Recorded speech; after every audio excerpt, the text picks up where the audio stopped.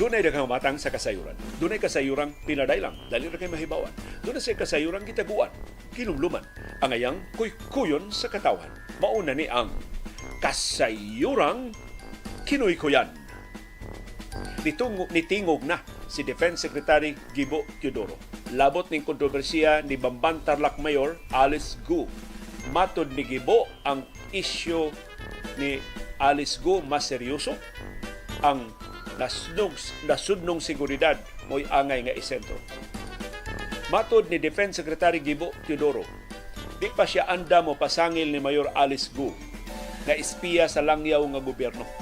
Pero ang iyang criminal activity sa atong nasudnong teritoryo labihan kalapad at timanon na sa nasudnong gobyerno.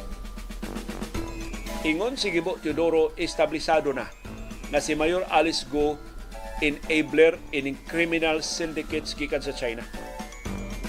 Lapad na kayo ang network sa criminal activities nila. Si Alice Guo na sa sentro, nag-facilitate sa ilang mga programa. So kinan si Alice Guo tangtangon sa labing daling panahon gikan sa katungdanan. Aron ang iyang influensya sa pagkamayor diha sa Bamban, di lang ngadto sa kapulisan, ngadto sa ubang mga ahensya sa kagamhanan, mahataga na dayon og kinutuban. Og ang mga illegal pogo operations di na niya maayudahan. Di na niya ma-facilitate, di na niya mapalusot ang illegal nila nga mga kalihukan.